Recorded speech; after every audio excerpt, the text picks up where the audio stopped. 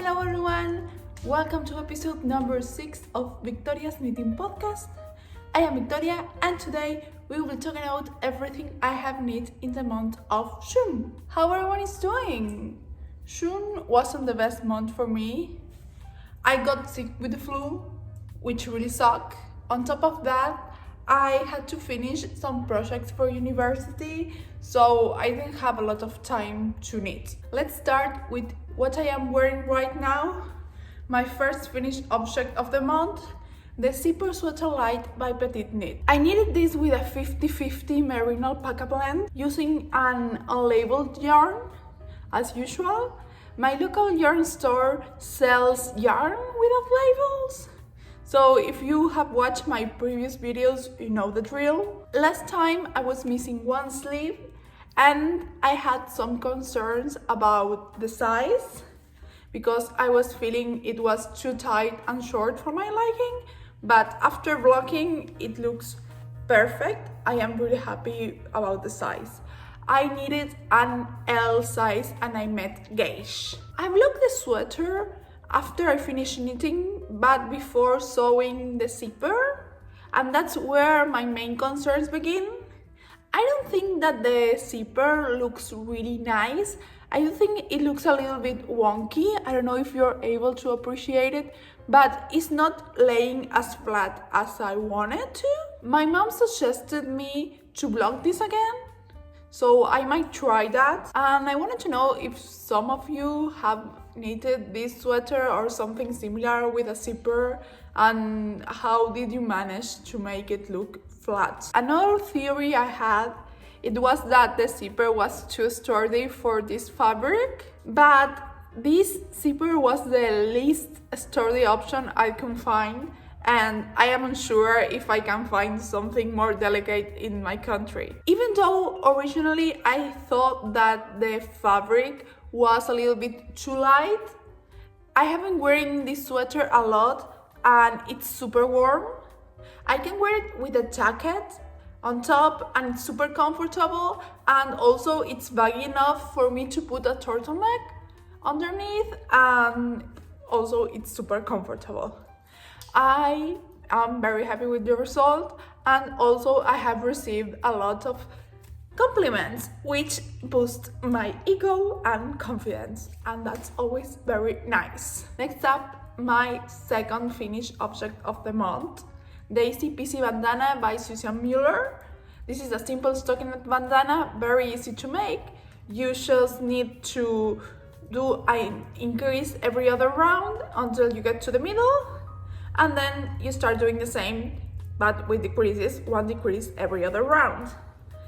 And the best part about this pattern is that it's a free pattern on Ravelry. I made this with some leftover yarn that I had from my Esther jacket, and I even had to frog the swatches, so it was all put in here. I did vlog this, but it's not flat yet. I think I should look for any tips on how to make a stockinette project flat, and also how to avoid this rolled edge. If you have any recommendations, they will be highly appreciated. I have been wearing this a lot as a neck scarf, and it's really warm and soft against my face. My original plan was to wear it as a bandana, but as you can see, I chopped off my hair last week and now it doesn't look as cool as before. So last month I mentioned that I wanted to make a buttonette vest for my mom with some repurposed acrylic yarn, and as you can see, I have made quite a lot of progress. I am knitting the Countdown cardigan by Lily Kate Makes, and I am knitting this out of gauge, so I'm knitting the smallest size because my gauge is really big. I chose this pattern because of the 1x1 detail it has on the shoulders, which make it look really nice and put together, and also it means that I won't have to make any ribbing on the armholes. This pattern is worked flat. You start by doing the saddle shoulders, then you do the front and the back, and once you get to the bottom of the armhole, you join everything and knit back and forward until the ribbing. Something that I really love about this pattern is the back and front shaping. They are super engaging to make, and it's really interesting because as it is just a stockinette pattern, it doesn't make it boring. I expect to have this project done by the end of the month, so I expect to show you how it's looking by the next episode. The next work in progress is a balaclava. This is the Rumi balaclava by Rui Shamamuro. This is another free pattern you can find on Ravelry, and you start by knitting this centerpiece that goes on top of your head, which is a square, and then you pick up the stitches on the side and continue knitting and doing some increases according to the pattern until you get around here, around your neck, that you cast on additional stitches and you start knitting on the round to do the neck portion. And this is finished with 1x1 ribbing. I'm really excited because this is going to be super warm and useful for this winter, because as you can see, it's very cold right now. I grabbed this yarn from my stash.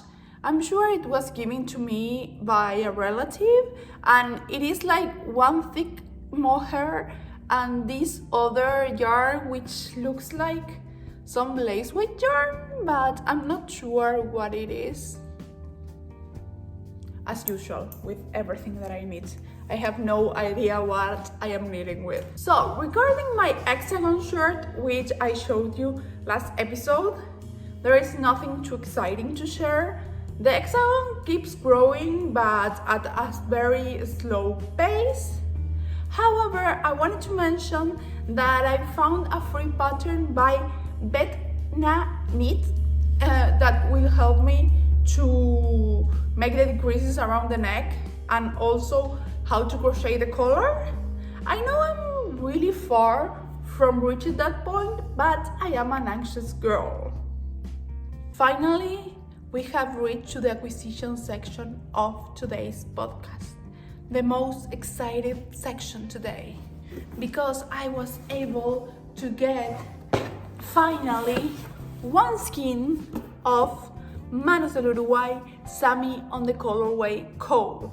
For those who don't know or who don't remember, in February I started to knit the countdown cardigan by Lily Kate Makes with this yarn, and I ran out of it and they didn't have any yarn in stock until last week, and when I saw it on their website I ran and I clicked to buy it, and now it's in my hands.